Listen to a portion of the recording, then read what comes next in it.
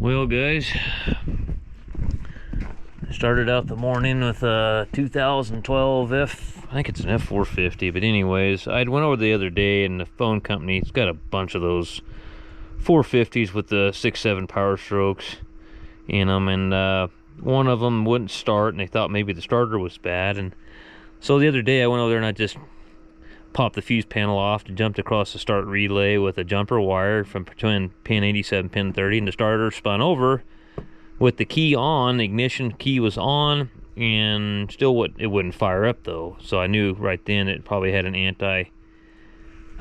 anti-theft thing going on, a passive anti-theft system. So got in there, sure as hell, on the body control module there was a code for PATs, and I didn't have my laptop with me to look up that stuff on Identifix, so I went back to the shop and anyways looked it up, and it was saying there wasn't a key programmed, and I noticed there was 3 keys in there, and one of them was broke off, and I noticed the broke off one wouldn't run the door locks up and down. The other one would, and anyway, so the two that weren't broke off would run the door locks up and down, but it still wouldn't start. So anyway, I grabbed a battery thinking maybe the one that was broke off, it was the one that was programmed, maybe the other two wasn't programmed. And anyway, so I put a battery in that, tried it again this morning, it still wouldn't start. So I got into the immobilizer part of that control module and looked up, and one of those keys was not coded. So I put the one in there I thought was not coded, and I programmed a new key for it, and then it started right up. The other 2 keys, the broke off one and the other one, had key codes in them, but it still wouldn't start. So I said, man, I don't know if the transmitters aren't working in them or what the hell's going on, but we got it to run with the one key. Anyway, then I went out and pulled a fuel filter bowl off a 073 Power Stroke there that was leaking, and got it with me, and I was gonna back into the shop. I got to work on this Freightliner sometime. I was gonna work on the 4050 power shift, and then work on the 6170M. But I went in here to start this thing, and of course it cranks, but it don't want to start. It's got problems. It doesn't run very good, and then the jakes aren't working on it. So we got to figure out what's going on with that. For right now, though, I went to start that goofy 6170M after I rebuilt the engine, and I could not get it to start last night. And it kept throwing a fuel rail 157.17 fuel rail moderately low code, and the fuel lines and stuff were totally just dicked up on it. So we've got to redo that stuff, and while I'm letting this thing charge, I'm gonna go in there, and because I need to get in on this end of the shop to work on the 4050. Now I got something going on here, and this door will not open. I don't know what's going on there. Hang on a second. Well, one thing you'll get with this channel is reality. So, taking apart my utility box so I can get in the fucking door. Jammed shut for some reason. I don't know what, something's up against the latch or something. It won't open. So I'm pulling the hinges loose, see if I can get it loose by doing that. My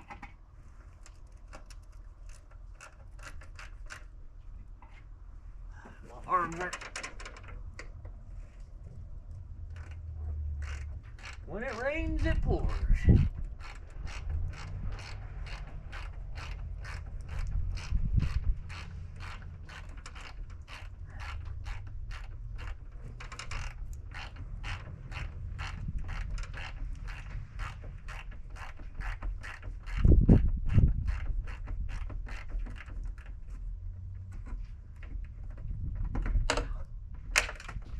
There goes that. All right. The nut on it. Now, can we just pop this off maybe and try to get in the son of a bitch? What is going on with this thing, and why does it not want to operate? Okay.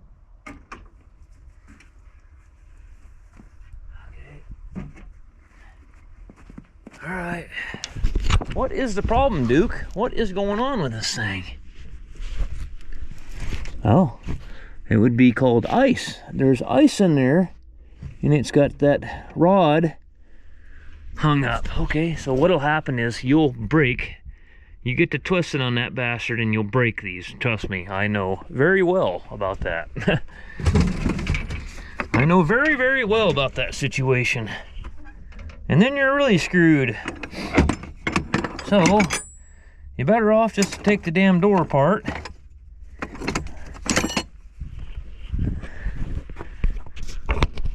Break the ice wherever it's at.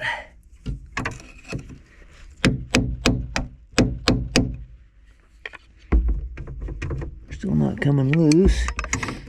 Yeah.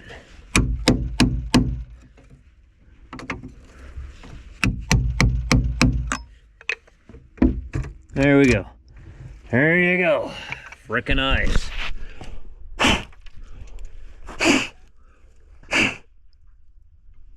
Somehow a little bit of water got in there and set in that pocket and froze that up in there.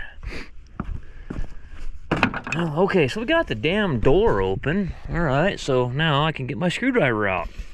Well, so much time has gone by between what I was gonna do is go in there and start replumbing that 6170M fuel system with new hoses, but I figured, well, maybe I'll try this one more time now that I've been sitting there trying to get my door open for half an hour. And put the NOCO booster on here too. Of course the oil's cold, it's not wanting to spin over. I think it was like, it got down to 7 last night. So the oil gets thick and cold and it's hard on batteries, and so it's got some ECU codes in it when you turn the key on.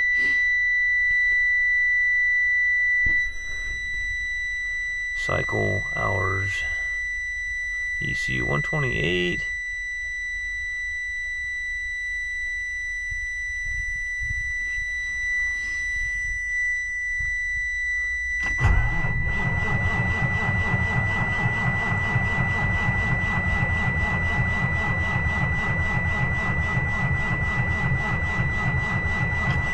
I wonder if it has a jump post right off the battery on it. Even with charging, it doesn't spin over any faster from the... I don't know for certain if it has a jump post. I'm never gonna get closer to the starter on it. I don't know. This is aggravating. It gets cold and stuff, and let me trust you, when it gets cold and miserable, everything's 3 times as hard. I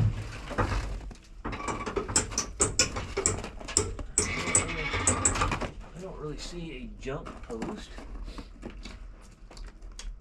on this thing. I see it ground right there. I don't see one of those fancy jump posts unless it's on the other side. Where's the starter at on this pile of shit? Right there. There is no jump post on this one. Huh.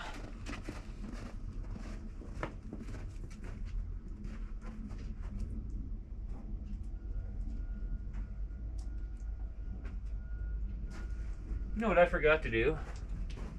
I forgot to turn that NOCO booster on, dumbass. I hooked it up, but I didn't turn it on. Let's try it again.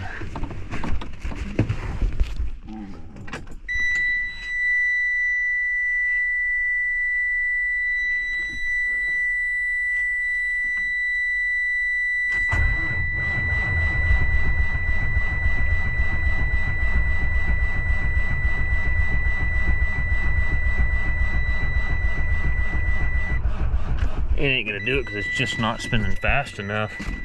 I got smoke coming out the exhaust now. I got to get her spinning a little faster. I wonder if I can put the NOCO booster like pretty close to the starter.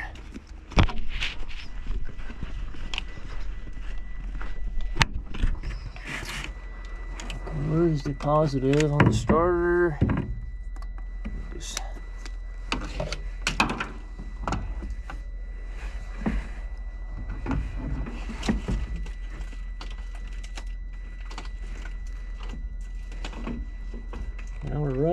the starter.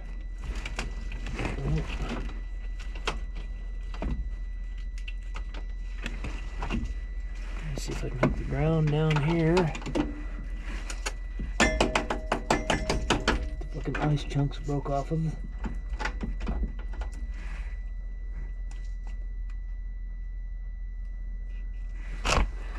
Looks like I got. There it goes. I'm right off the starter now. See if that does anything for me.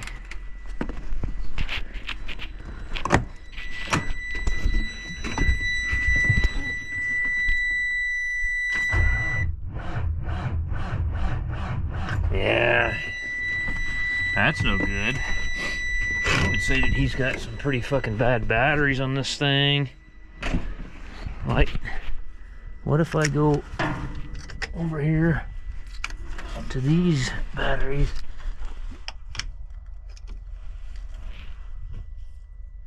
And I'll put the Noco booster back here, I guess.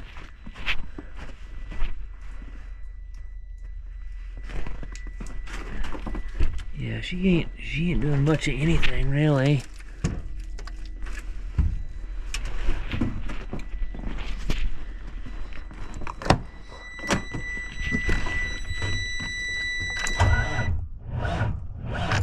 Nope, waste of time. Now let's see what happens. We'll turn the Noco booster back on.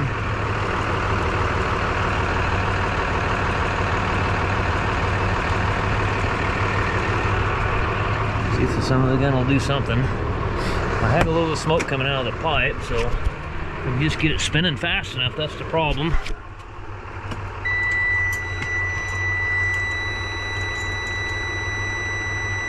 Let it do its gauge sweep.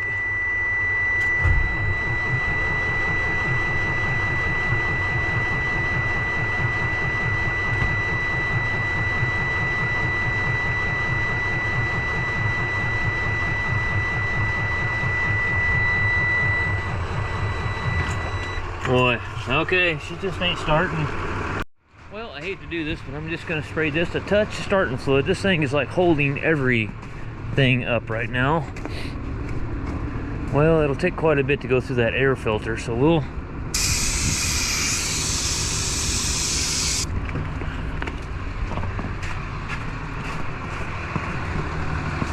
if it'll do anything.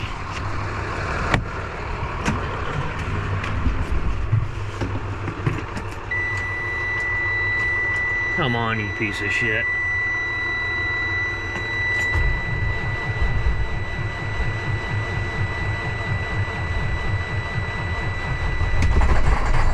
There it goes. All right, damn.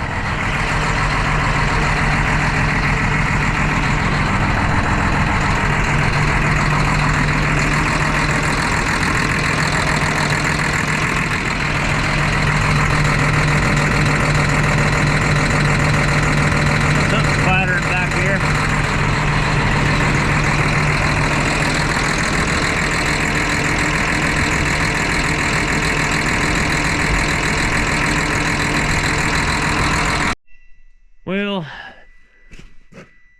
I got pissed off that thing because the battery is completely shot. I ran my Noco booster dead twice, just trying to get it to crank and spin fast enough to do something. It's cold enough that it's just, I said, you know what, quit. We're going to screw up starter. That starter's fairly new. Let's just get a battery for it and be done with it. So I switched gears. I'm off to this Detroit. This has got a 14 liter. I think I put a head gasket or a head or something on this thing years ago. I bet probably maybe 5-6 years ago, maybe something of that nature. But anyway, jakes aren't working. And one of the things, this has a VGT turbo on these 14 liters, just like an ISX Cummins. It's got the same, pretty similar. Somebody's changed this actuator. So, but it's the actuator, the whole turbo's new. So, so it's throwing a 641.14. So that'd be a SPN, and the failure mode indicator would be .14. And I was looking here at the calibration procedure, which we are not going to do because the actuator is not off of the turbo. I got a feeling there's probably a supply voltage problem or something. Why did it come clear out of the controller? Why did it do that? Okay, thanks. Anyway, I don't know if this one has a hysteresis test to it like Cummins does. I was reading, actually, I mean, well, it should, because that's what's in the literature here, the troubleshooting procedure. It says right here, run turbo hysteresis, I can't say that, HYSTERES hysteresis test using DDL7, which I don't have. I'm using a Texas unit. But if you're unable to conduct this test, proceed to blah, blah, blah.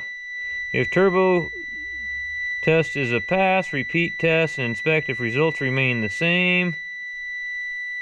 If results remain the same, and verify repair. If a test fails, proceed to the next step. So I don't know. See, that's the only code that's in that. Right there.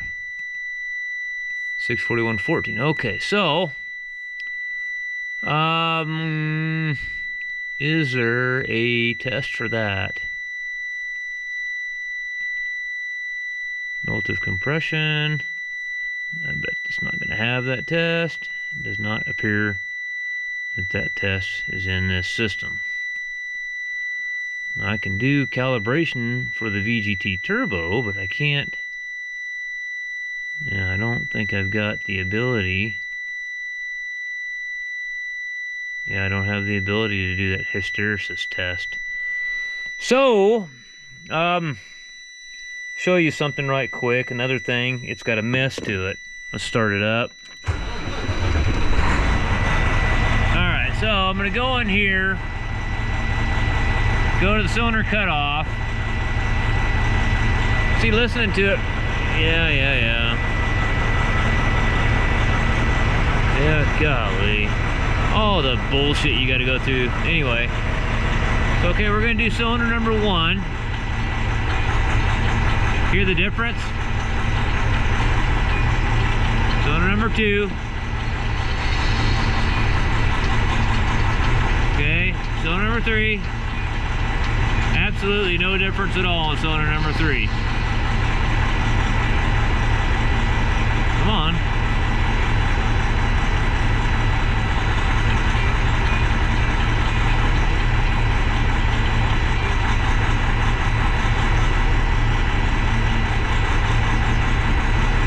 All right.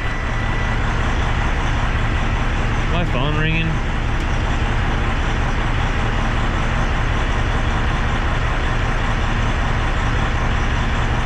Yeah.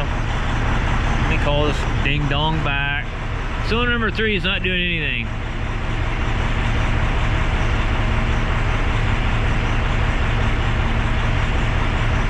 Alright. We gotta figure out what's going on with the turbo though.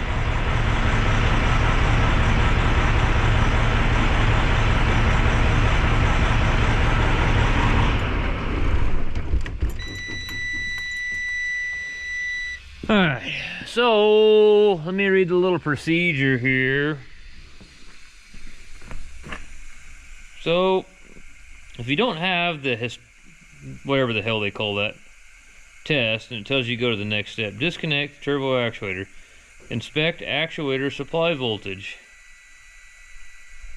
What the hell's that? Low air buzzer or something? Must be low air buzzer. Let me disconnect from this.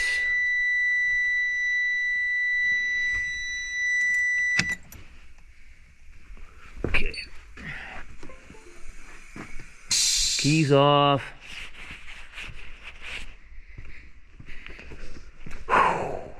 Okay, keys off. Disconnect the actuator, which is, I need a light over here of some kind.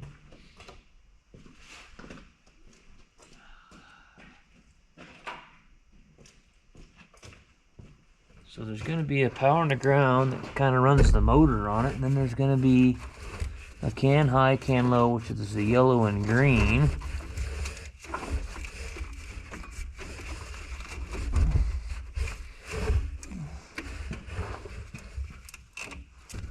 Get the damn thing out of here so I can get to it to unplug it. Or am I going to have to get underneath the truck?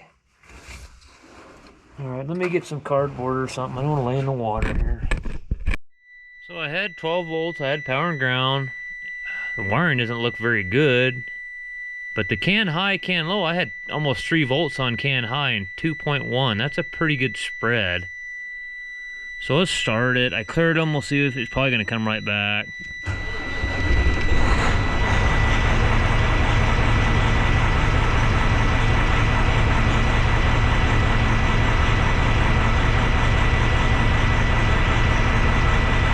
Yep, came right back.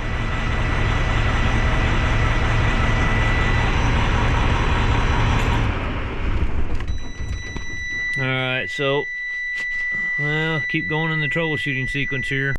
So we got good power and ground going to the actuator. I got a feeling this was probably some, it says Detroit on it, so part number, something's either not right with the turbo or with the actuator itself. So I got to drain the coolant on it so I can get the actuator off. And then we'll see if the sector shaft lines up with the pinhole when it's moved over, see if it's hanging up in the turbo, and then we'll try to calibrate the actuator and see if it'll calibrate. So anyway, let me get some coolant drained out of it. Alright, so I got about 10 gallons of water drained out. We're going to get the turbo actuator off. Now here's your actuator. It's still plugged in to the harness, because what we're going to do is do the basically pre-installation. This is supposedly only like 2 weeks old, but this sector shaft, I don't know if you can see that, this hose is right in the frickin' way, of course. Why would it be any other way? We got a light in here somewhere. Of course, everything on the fender is plastic and everything else. Let's see, it doesn't seem like that's got full travel to me. That doesn't. Something don't seem right there. Yeah. That don't seem like it's going all the way over. Maybe I'm wrong. I'm used to it at Cummins, but it's still a whole set turbo. So what we're gonna do, we're just gonna do due diligence. So we're not throwing parts at it. So we're gonna just kind of calibrate it. And this does have the hysteresis test. So we're gonna go like this. It's gonna do the pre-installation. This procedure rotates the output gear so that it can coincide with nozzle position. Before continuing, check the bulletin. Press confirm to continue. Okay, let's check the bulletin. Okay, what do they want me to do there?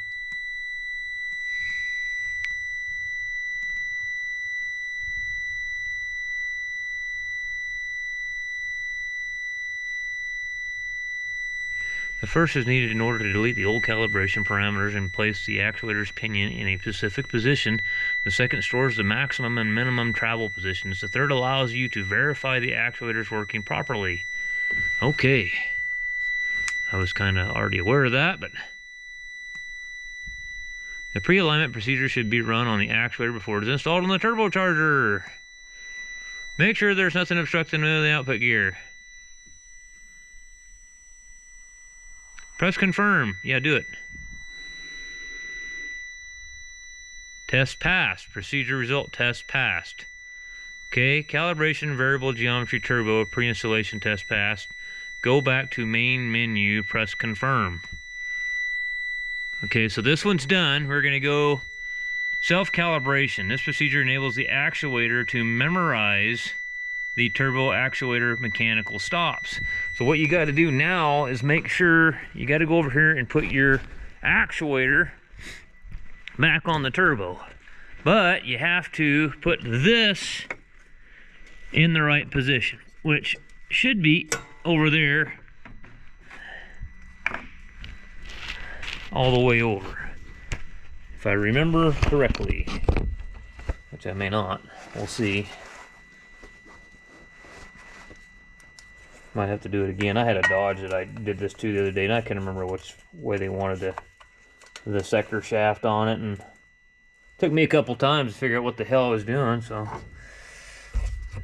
Okay, so that's holding this gear in a certain position.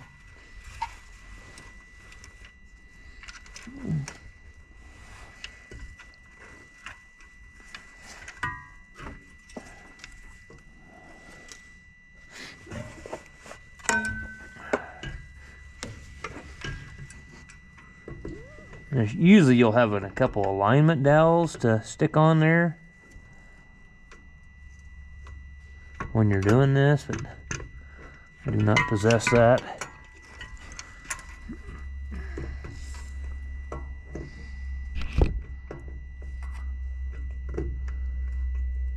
Where is the other?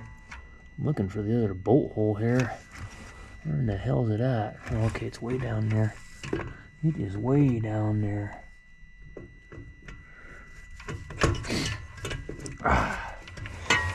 That's the bad thing about these trucks here.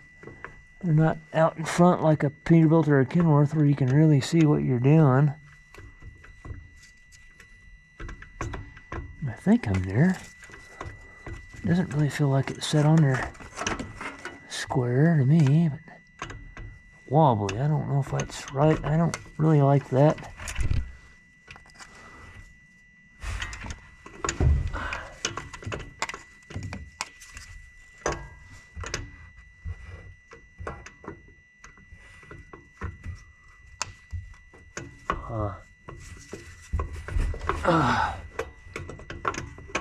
Yeah, the alignment dowels would be nice. I got it though, finally.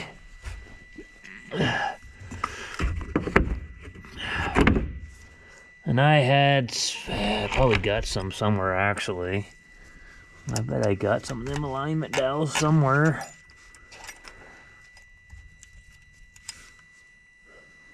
Okay. I dropped my frickin' Allen wrench down there and I forgot to pick it up. This is the way the whole fucking day has been going. I mean, you name it, it's gone to shit. And it has gone to shit in a big fucking way. I couldn't get anything that worked right if my life depended on it. Today, just one damn thing after another.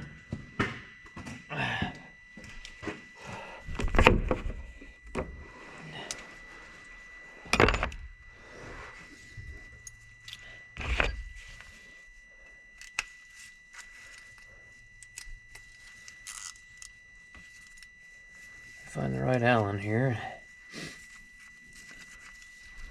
Just, it happens. It happens to all of us.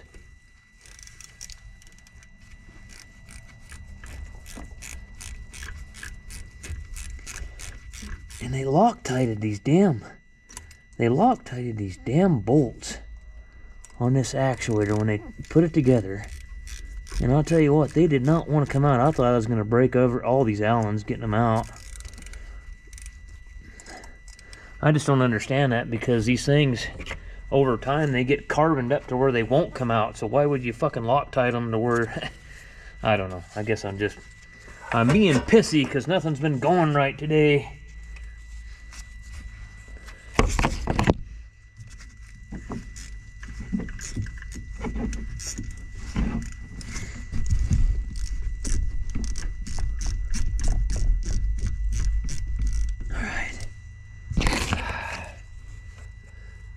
I think I got that one on there.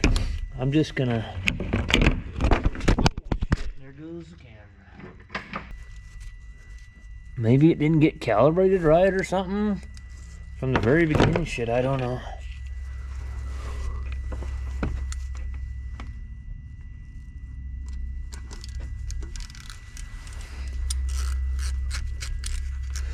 We'll see if it'll self-calibrate.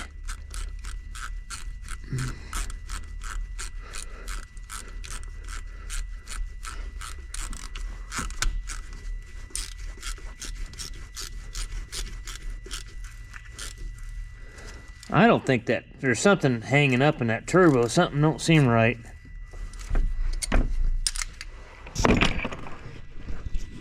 I'm not going to put them all the way in yet, so I got to wipe this camera off a little better, I think. Okay, let's try this again, since what I was doing wrong is you gotta use the down arrow and then it highlights it. I thought it pre-selected it for you once you went to the next step. It doesn't really explain that very well. Well, I guess it does if you read it. Arrow up, down to show, confirm, to continue, cancel, or quit. So yeah, that's my fault, dumbass. So let's go to the... Let's pre-alignment. Let's do that again.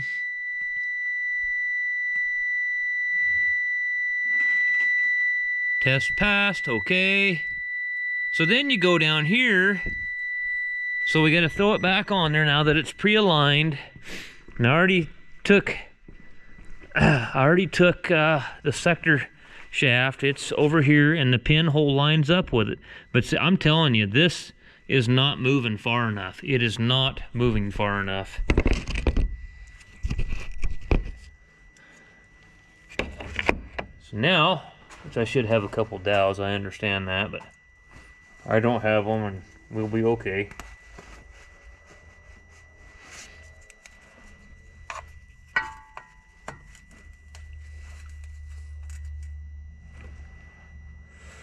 Alright, so she's in pre-alignment, she's still plugged in.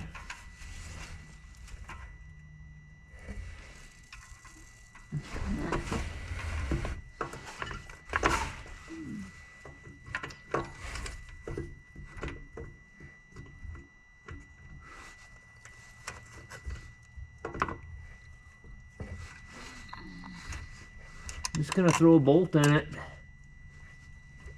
I can't see what the hell I'm doing here. Never can have enough light, I'll tell you that. There she is, right there.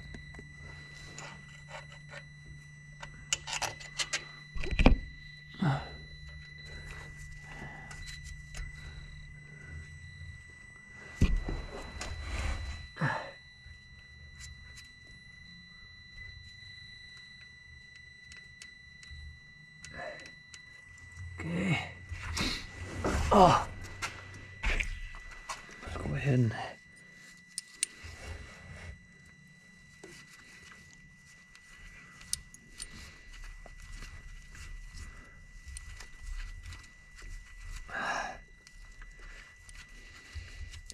I think the problem is there's something wrong. I mean, in this turbo, it's probably some reman turbo. And because I've rebuilt these turbos and that doesn't seem like that's getting full travel on that sector shaft there.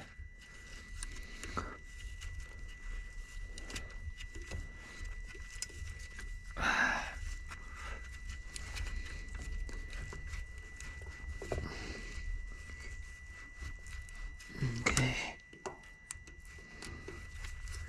I got a feeling it's going to fail calibration because of that sector shaft. That's probably more than likely. The turbo's going to have to come out of it, and most of those I can fix them and put them back together. Alright, so now let's go to the self-calibration and try that again.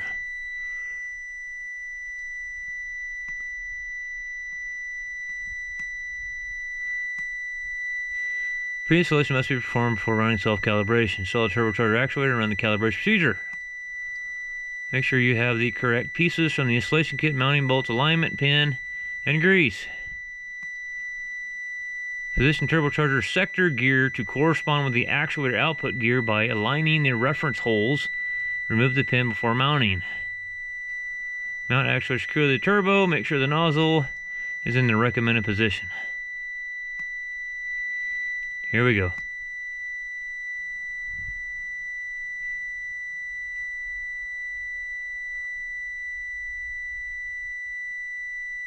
I don't hear shit going on.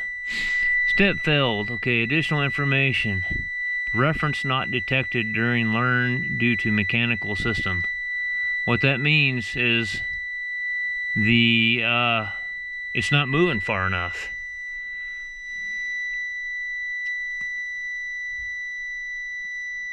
So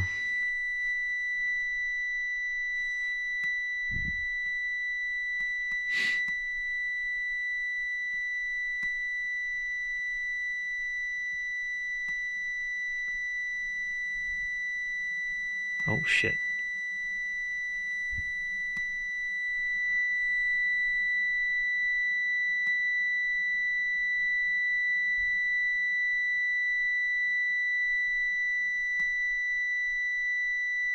Yeah, it's just not going to calibrate.